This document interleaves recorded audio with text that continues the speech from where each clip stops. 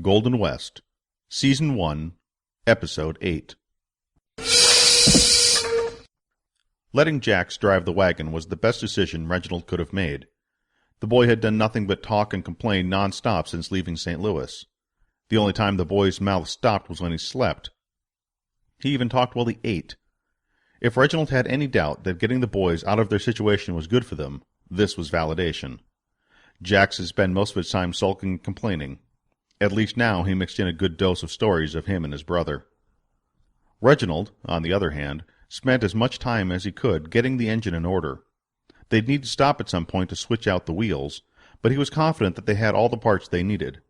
If not, he should be able to improvise something. There had to be a supply depot or something along their path. It couldn't just be endless plains all the way to the mountains. He'd chosen to take on the Rockies. It was early enough in the season that the passes should be clear of snow. Unless a snowstorm hit while they were traversing the mountain passes, everything should just be fine. Even if a storm did hit, they'd be able to use the heat from the engine to keep warm and cook any game that they'd catch along the way. If they were lucky, they'd bag a buffalo, and that would feed them for a good long time and give them a hide to trade for other things they might need. Being on the road felt amazing. No boss telling him what to do, no schedule. The only worries he had were when to eat and when to sleep. If he didn't have this driving need to ruin Cecil's plans for a new life in California, he might just settle down and enjoy life for a while. He didn't think it could be so good. "What's that do?" Jess pointed to a mass of gears. "That's the internal workings of the engine. I need to get these gears all lined up so they'll turn smoothly. Then I can attach this drive shaft to the rotor on the boiler, and it will turn. We've got us a good horse. What do we need some fancy clock for? We're going fast enough. You just don't like my driving, do you?" "Jax, your driving is just fine as long as you keep your eyes ahead of us. Please don't hit any big holes that will disturb my work. Once this is done, we'll be moving along much faster than we are now, I assure you of that. Me and Jess never needed to move too fast. We just like to take it easy." "You mean like when you ran to my cart carrying those bags?" Reginald pointed his wrench to the bags the boys had dumped into the cart the day they'd left town, and still hadn't opened. Jax shrugged. "That was something important." "Well, getting to California is something important to me. So if you don't mind, I'll get back to work on this, and we'll be better off sooner rather than later." Jax snorted. It was Jess's turn to shrug. "Anything I can do but sit here and watch?" Reginald pointed to the head cover. "Place that on top of here and line up the holes. Then take these bolts and fasten it all down tight. When that's done, we'll see what we've got to do next." With a little guidance, Jess got everything lined up and cranked down the bolts. Once the task had been completed, Reginald looked over at the sheet of copper that he would have to bend and shape to make a good boiler. That would have to wait until they reached a good stopping point. If they were lucky, the boiler would hold pressure enough to turn the motor even going up the steepest mountain pass. It would be slow going, even with the engine, but it would still be faster than a single horse dragging them along. He didn't want to at first, but putting his head down on one of the suitcases, he fell fast asleep. He woke up when the cart took a violent bump. "That wasn't me!" Jax yelled. "The stupid horse is going all wild on me!" The redness in Jax's eyes told a different story. The boy had fallen asleep at the reins. "I'll take over for a bit. I might have more control over this beast. We'll stop for dinner in the night just ahead. We'll have some work to do once we stop, so why don't you take a chance to get a little sleep?" The two traded places while Jess snored loudly. If anything, the boy's snoring would keep Reginald awake. Jax took up Reginald's spot in the bed of the cart and was back to sleep. It was possible the boy wouldn't even remember the sudden bump. About 3 hours before sundown, Reginald stopped the cart. They hadn't passed any trace of wildlife or natives, not even any giants. The plains stretched out before them. In another 3 or 4 days, they'd reach the base of the mountains. Then their trip would get interesting. He just hoped the engine would handle the stress of going uphill to get them to Sacramento ahead of the Chamskys. Which way had they taken? What means of transportation would they take? If he'd secured an airship, he could travel all day and all night and be there long before he and the boys could make it. But the skies remained clear and open, so he'd have to rule out that option. Most likely the two of them had gotten a horse, or horses, and a cart, and would slowly plod their way around the southern end of the Rocky Mountains. It didn't matter. The two hadn't taken to the skies yet, and that's all that mattered. With Jess's help, Jack still hadn't woken up, they built a fire, set up tents, and began cutting the shape for the boiler. With each cut, Reginald had a sinking feeling he'd forgotten something. He'd stopped and looked out across the darkening plain. So stupid. "What's that?" Jess asked, looking up from the sheet he held. "Fuel. Wood, coal, water. I can build this engine. It'll be small but powerful. It won't run without wood or coal, and the boiler won't turn without steam, and for that we need water. In my idiotic haste, I forgot. We'll need to keep our eyes peeled for anything we can use." "There's not much out here." "What about that?" Jess pointed to a small copse of trees in the distance. Reynolds shook his head. "We don't even have anything to cut down a tree with." "What about this?" Jess held up a scrap of sheet metal. "We could cut teeth in this, fashion some handles from branches, and have a saw." Interesting. Crude, but effective. I think that just might work. Put that aside. We'll need to get the rest of this together first. We'll camp here for a couple of days, until we get the rest of this together and the wheels of the cart changed over. We can still make this work. Good job, son." Jess smiled and shrugged. Hot water came from the boiler. Rags came from their luggage. Grunts and groans came from Atham. It didn't matter how long she had to work on his shoulder. She would make it right. Her father had lit a fire and made dinner, but she couldn't eat. Not while Atham lay on his side, one hand still in the water, and suffered. How could she enjoy a meal when the one she'd let down lay on the ground, most likely dying? She wanted to cry, but no tears came. She woke late in the evening with a blanket over her. She could feel Atham's warmth and breathing on her back. He still lived. He quieted down, taking slower and deeper breaths. He had to get better. He would get better. She would see to it. Laying by the fire, her father snored softly. She could see a pan with something in it. It was food, and she could feel the pangs in her stomach.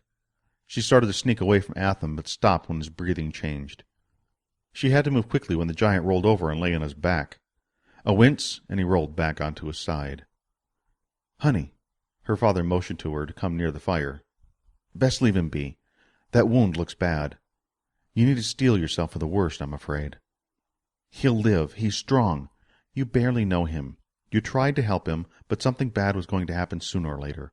I'm sorry it happened while you were around, but I don't think there's anything we can do for him. Please, eat something and get some sleep. We'll sort this all out in the morning." She ate, but didn't taste whatever it was her father had cooked. She slept, but it came in fits and starts, and she woke several times to make sure Atham was still there. She dreamed, but the images were a blur and voices muffled. She wanted to go back to New York. She wanted to go home. She wanted none of this to have happened. Her eyes snapped open. Atham had gotten up. He had gotten up the last time she fell asleep. How long had she been out? Where had he gone? Should she wake her father? They could go look for him. No. This was a problem she'd brought on the two of them. She would deal with it. Standing and looking down at her father, and knowing he needed sleep if he was going to drive the horse again all day. The stream ran in front of them, and the ground was too firm to find any footprints. Even standing atop a large rock, she couldn't see where the giant had gotten off to. Maybe he awoke, and being delirious, continued to wander further to the west. What if he had gotten turned around and went the wrong way? What if he headed back toward St. Louis? He could be killed. "Father, Atham is gone." She shook him awake. Cecil pulled his glasses out of his pocket and looked to where the giant had been. "Any sign of where he's gotten off to?" "I already looked." It was difficult to control the emotion in her voice. "Honey, it'll be all right. I'm sure if he was able to get up, then he'll be fine. He probably didn't want to inconvenience us any more. Perhaps someday we'll come across his path again." They took their time to clean up the camp, neither saying anything. Once all their gear had been loaded into the back of the horse, and the rags she'd used cleaned as best they could, they got back onto the platform.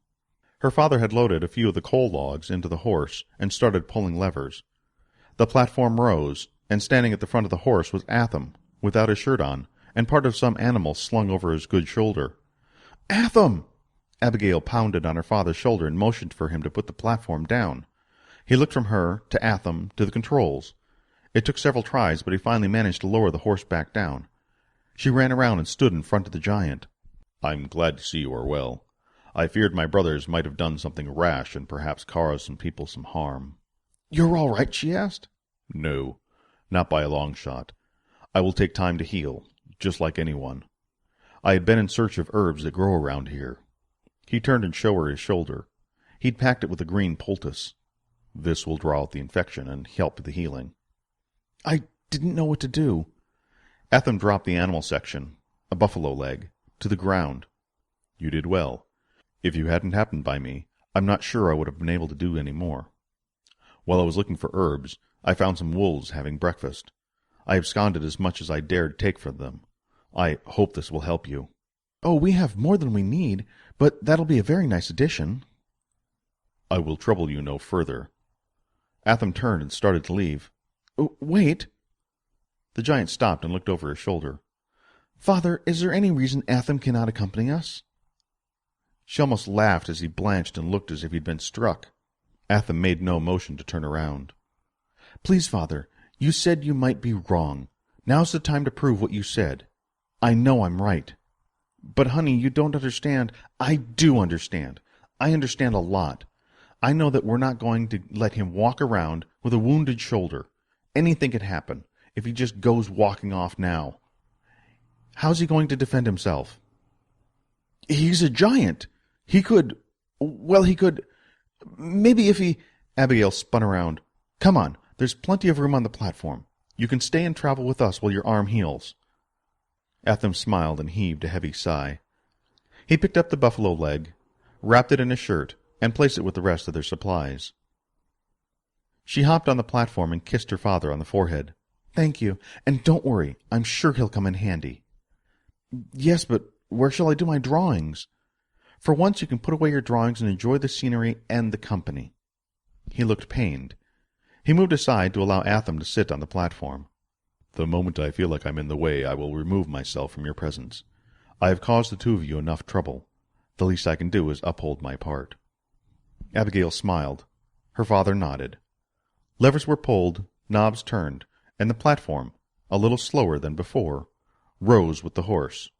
After a few more pushes, pulls, turns, and twists, the horse began its march toward the southwest. Her father looked at the map and tried to plot their position. He looked at the sky. He looked to the west. He tossed the map over his shoulder.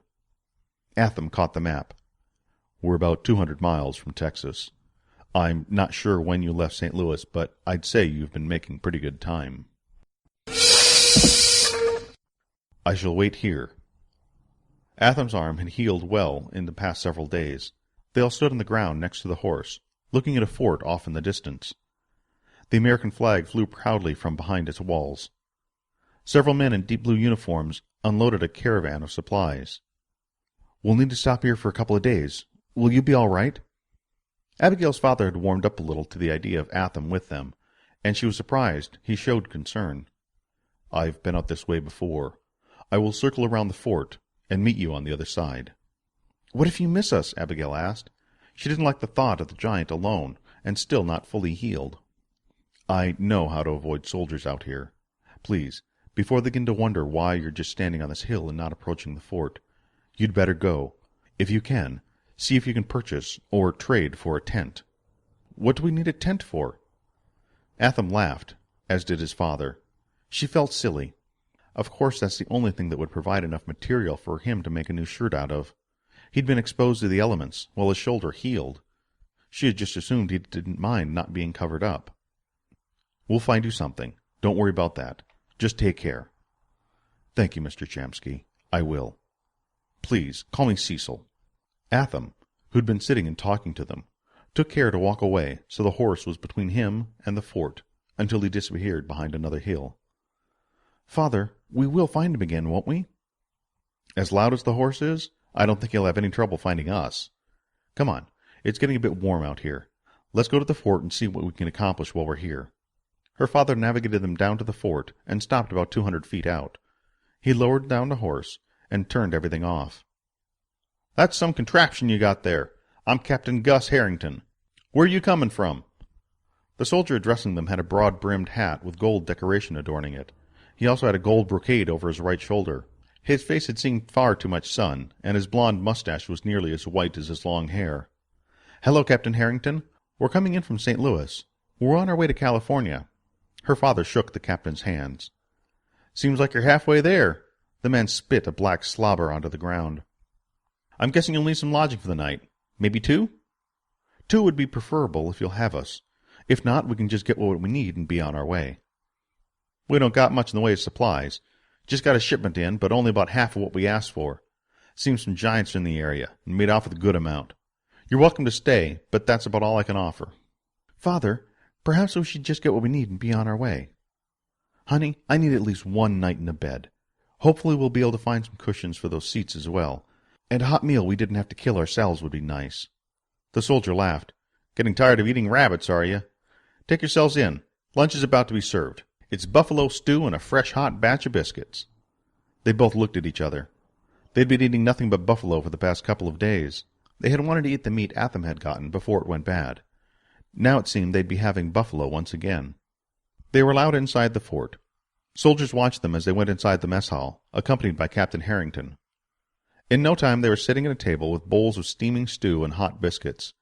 It might have been buffalo, but it didn't taste anything like the unseasoned meat they'd been eating the past couple of days. "So what brings you out this way? You look more like city folk than country folk, and you sure don't look like settlers." Captain Harrington set his hat on the table. "I work for Huntington Enterprises." "Of the Big Four? Shouldn't you be much farther north?" "Well, we're on our way to California. I'm not working on the railroad. I'll be helping with the gold mining operation there." "Gold mining? Aren't you a little late to be a 49er? Her father laughed. "That's just it. All the easy gold has been gotten. I'm going out there to build something to get the harder to get at gold." Her father laughed, and the captain talked for some time about gold mining, railroads, some travel hazards they might run into along the way. It was nice to see him back in his element. She knew if someone handed him a pencil, he'd draw a sketch of what he planned to build, but as it was, he just used his hands and made grand motions. Gunshots stopped the conversation. It didn't sound like anyone fighting, because cheers rose up from outside. "What's all that about?" her father asked. "I think we should go outside and see." Captain Harrington stood and walked outside. Several men on horseback ran through the front gate, dragging something behind them. They cheered and fired several more shots into the air. "Well, it looks like I was right after all," the captain said, putting on his hat. "Right about what?" Abigail asked. "I saw you when that monstrosity rode up. Could have sworn I saw 3 people there next to that monstrosity you rode in on. Told my men I'd get you inside and they can go see who that third person was." Abigail's blood ran cold. She saw Atham, tied up and bloodier than ever from being dragged back to the fort. "He put up a hell of a fight, but we took him down just like you said." One of the soldiers, probably not much older than Abigail, hopped down from his horse and went over to kick Atham. "I told you some of these giants ain't that tough." "Get away from him!" Abigail shouted. "Oh, don't worry, little miss. You'll be sharing a cell with them. Consorting with giants is a crime out in these parts. Lock them up. Lock them all up." The captain turned and walked away, and walked away, and walked away, and walked away.